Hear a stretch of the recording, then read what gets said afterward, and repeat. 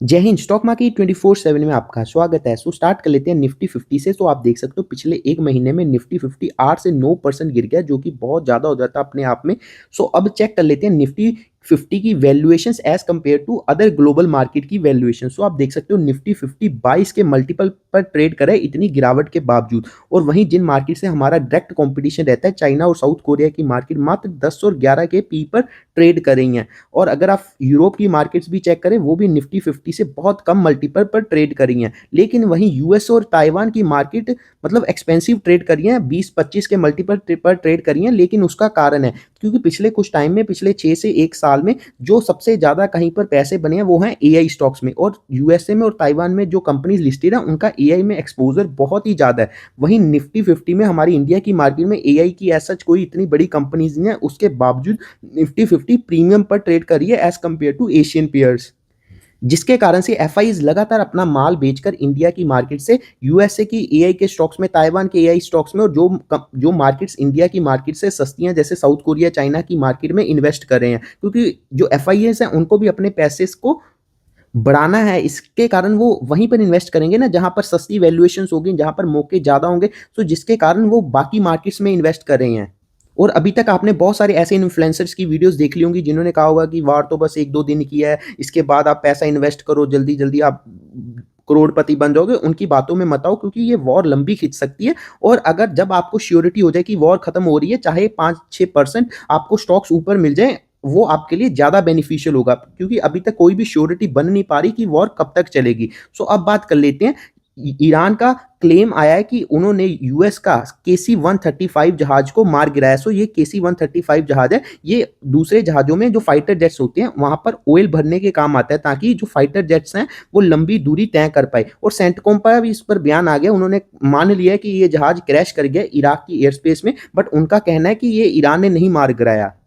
It's so funny. मतलब पहले जब यूएसए के जहाज गिरे थे तब यूएसए के मीडिया ने कहा था वो तो फ्रेंडली फायर हो गया था, हमारे जहाजों ने आपस में मतलब एक दूसरे पर फायर कर दिया तो गिर गए। और अब वो कह रहे हैं कि ये ईरान ने नहीं मार गिराए और ना ही कोई फ्रेंडली फायर हुआ है। तो मतलब कैसे गिर गया जहाज? मतलब कुछ भी ये कह रहे हैं। जब इंडिया पाकिस्तान का वॉर हुआ था तब तो ये कह रहे थे हम इंडिया कितने जहाज गिर गए, बस पाकिस्तान का कोई हल्का सा रिपोर्टर आके कह देता था या कोई मिलिट्री वाला कह देता था तो वो मान लेते थे। अब ये कैसे बचते फिर रहे हैं? अब यूएसए नेवी की बात कर लेते थे। यूएसए नेवी ने कहा जो भी oil tanker state of Hormuz से गुजरते हैं तो वो उनको रिक्वेस्ट कर रहे थे कि उनको एस्कॉर्ट किया जाए। तो यूएसए की नेवी ने साफ मना कर दिया। उन्होंने कहा ये बिल्कुल भी पॉसिबल नहीं है इस टाइम पर। और वहीं ट्रंप का क्या बयान था? ट्रंप ने कहा था आराम से जाएं, जितने भी ऑयल टैंकर्स है स्टेट ऑफ हॉर्मोज से कोई दिक्कत नहीं है और यूएस की नेवी इनको एस्कॉर्ट करेगी। सो अब यूएस की नेवी भी एक्सपोज हो रही है।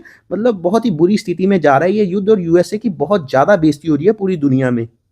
और ईरान ने एक नया क्लेम किया। ईरान ने कहा जो यूएसए का एयरक्राफ्ट कैरियर है अब्राहम लिंकन, उस पर ईरान ने स्ट्राइक्स की हैं, जिसके कारण उसको काफ़ी ज़्यादा नुकसान हुआ है और वो वहाँ से दुम दबाकर भागा है। और उनके जो रीजनल वाटर्स में वो आ गया था, अब वो वहाँ से बहुत ज़्यादा दूर चले गया है।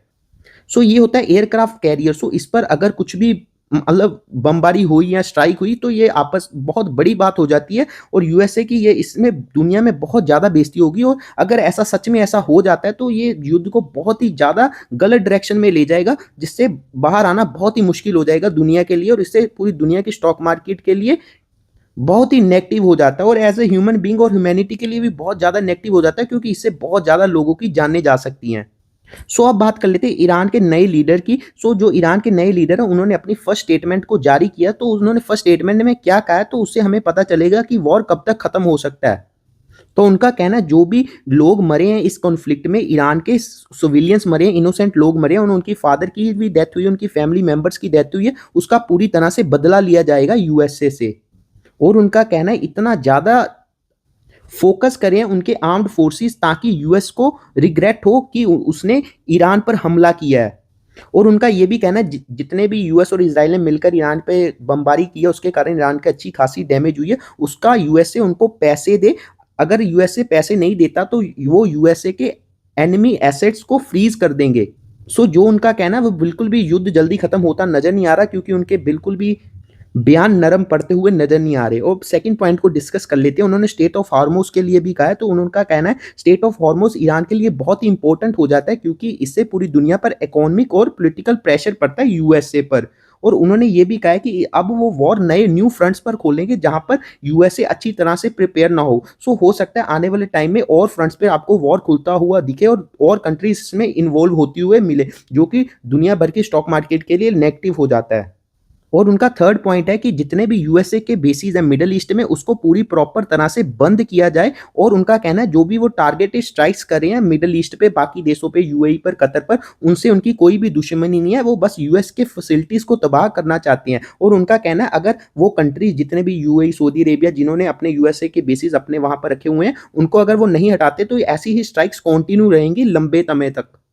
अब फोर्थ पॉइंट को डिस्कस कर लेते हैं। तो उनका कहना है वो तो ईरान तो हमला करेगा, ईरान की आर्म्ड फोर्सेस तो यूएसए और इजराइल पर हमला करेंगी, लेकिन बाकी जो उनके रीजनल्स अलाइज हैं जैसे कि हूतीज और हजबुल्ला, वो भी ईरान और इजराइल पर हमला करेंगे, सॉरी यूएसए एंड इजराइल पर हमला करेंगे। और उनका ये भी कहना है कि जितने भी ये ग्रुप्स हैं, रीजनल अलाइज हैं, वो मिलकर रहें तो ये जल्द से जल्द जायनिस्ट रिजाइम मतलब कि इजराइल को खत्म कर सकते हैं, उसको अच्छा खासा नुकसान पहुंचा सकते हैं। तो फिफ्थ पॉइंट में उन्होंने अपने जो रीजनल लोग हैं, जो वहाँ के ईरान की पब्लिक है, उनको कहा है कि प्रॉपर तरह से रहें, यूनिटी बनाए रखें ताकि वो यूएसए और इजराइल को मजा चखा सके। सो उनकी इन बातों से बिल्कुल भी नहीं लग रहा कि ये युद्ध जल्दी खत्म हो सकता है, और ईरान चाहता है कि ये युद्ध को लंबा लेकर जाया जा सके। और ईरान के जो रिवोल्यूशनरी गार्ड्स हैं, आईआरजीसी, उनका भी कहना है कि वो क्रूड ऑयल को जल्दी $200 तक ले जाएंगे। और यूएसए और इजराइल ने भी इस बात का अंदाजा नहीं लगाया था कि ईरान इतनी दिनों तक टिक जाएगा। और जो इजराइल के मंत्रियों का भी बयान अब आ रहा है कि उनका कहना है जो ईरान में वो चाह रहे कि तख्ता पलट हो जाए, अब वो होता हुआ बिल्कुल भी दिख नहीं रहा। तो मतलब उन्होंने इतने दिन जो बमबारी की पूरी दुनिया उसके कारण सफर करी है, इन्फ्लेशन बढ़ रही है सब जगह, तो वो उसका मतलब क्या फायदा, पूरी दुनिया में अब अमेरिका मतलब बचता फिर रहा है। और ट्रंप अपने लोगों को पागल बनाने में लगा हुआ, वो कह रहा हम जीत गए, ये बस बकवास हो रही है, हमने ईरान के इतने बंदे मार गिराए, हमने ईरान का फाइटर जेट्स मार दिए, उनकी नेवी को तबाह कर दिया। बट ऐसा होता हुआ कुछ भी दिख नहीं रहा, क्योंकि ईरान लगातार मिडिल ईस्ट पर बमबारी कर रहा है, जिसके कारण मिडिल ईस्ट के देश बहुत ज्यादा परेशान है। और इस वॉर के कारण जितना भी ये ऑयल की सप्लाई है, वो 20 मिलियन बैरल पर डे कम हो गई है। ऐसा आज से पहले कभी नहीं देखने को मिला, क्योंकि पहले भी बहुत सारे वॉर हुए, रशिया यूक्रेन वॉर हुआ, इराक कुवैत वॉर हुआ 1990 में, ईरान का भी रेवोल्यूशन हुआ था 1978 में, तो तब भी 5 मिलियन बैरल डे कम हुआ था तेल। तो इतना बड़ा जो बैरल का तेल की सप्लाई कम हुई है, उसके कारण जो ऑयल प्राइसेस हैं वो आसमान छू रहे हैं। फिर दोबारा से ऑयल प्राइसेस ने $100 के मार्क को टच कर लिए और उसके ऊपर सस्टेन कर दिए हैं, जो कि बहुत ही नेगेटिव खबर हो जाती है। पहले भी ब्रेंट क्रूड के भाव $110 तक गए थे, बट वो कुछ ही टाइम के लिए गए थे एकदम से, फिर वो दोबारा से क्रैश कर गए थे, लेकिन अब वो $100 के ऊपर अच्छी तरह से सस्टेन कर रहे हैं, जो कि हमारी कंट्री की इकोनॉमी के लिए बहुत ही नेगेटिव हो जाता है, क्योंकि हम अपने क्रूड ऑयल बाहर से ये देशों से मंगवाते हैं और हमारा रूपी भी लगातार गिर रहा है। आज फिर दोबारा से रूपी ने रिकॉर्ड लो हिट कर दिया, हर रोज रूपी नया रिकॉर्ड लो हिट करी जा रहा है। अगर ऐसा ही क्रूड ऑयल बढ़ता रहा तो मतलब रूपी को 100 रुपए तक जाने से कोई नहीं रोक सकता, जो कि हमारी कंट्री के लिए बहुत ही नेगेटिव हो जाता है। और मुझे लगता है ओपोजिशन को ऐसे पॉइंट्स उठाने चाहिए। ओपोजिशन मतलब क्या कर रहा है हमारे देश का, मतलब कुछ नहीं समझ लग रहा, उनको ऐसे पॉइंट्स उठाने चाहिए ताकि हमारे देश के को एक सही डायरेक्शन में लेकर जा सके। पर ओपोजिशन के अलग ही मुद्दे हैं, उनका समझ ही नहीं लगता क्या कर क्या रहे हैं वो। और उधर ही एफआईज हमारी कंट्री में पिछले 11 दिनों में 60,000 करोड़ का माल बेच चुके हैं, मतलब इतनी भारी भरकम बिकवाली कर चुके हैं। तो इससे मतलब मार्केट को गिराने से मतलब कौन ही रोक सकता है। और वहीं हमारे जो डीआईज हैं उन्होंने भी अपनी खरीदारी को कम कर दिया, क्योंकि एफआई के फ्लोज जो एसआईपी करते हैं लोग, उनके फ्लो 4% कम हो गए हैं फरवरी के मंथ में। सो पहले जब एफआईआईज बेच रहे थे तो डीआईज भर भर के बाय कर लेते थे, लेकिन अगर एसआईपी ऐसे ही कम होती थी, जो कि बहुत ही नेगेटिव हो जाता है हमारी शेयर मार्केट से, अगर एसआईपी ऐसे लगातार कम हुई तो शेयर मार्केट क्रैश कर सकता है यहाँ से। सो लास्ट में मैं बस आपको इतना ही कहना चाहूंगा, आप बस अपने पैसे को बचा के रखो, ताकि जब आपको पूरा कंफर्मेशन हो जाए, क्रूड ऑयल नीचे आ जाए, 2-3 दिन तक वहां तक पर स्टेबल हो जाए $60-70 पर, और आपको कंफर्मेशन हो जाए कि ये वॉर रुक गई है, एवरीथिंग इज स्टेबल, तब आप अपने पैसे को इन्वेस्ट कर सकते हो। तब मे भी हो सकता है आपको 5-6% स्टॉक्स ऊपर मिले, इंडेक्स ऊपर मिले, बट इट्स ओके, वहां से अच्छी खासी रैली बनेगी तो आप मोटा पैसा कमा सकते हो। या फिर आप कुछ ट्रेंचेस में आप अपने पैसे को डिवाइड कर ले और हर गिरावट में 5-6% की गिरावट में आप स्टॉक्स को बाय कर सकते हो, या इंडेक्स के ईटीएफ को भी बाय कर सकते हो। सो अगर आपने यहाँ तक वीडियो देख लिया, thanks for watching this video. अगर वीडियो अच्छी लगी आप लाइक कर सकते हो और मेरे चैनल को सब्सक्राइब कर सकते हैं। जय हिंद।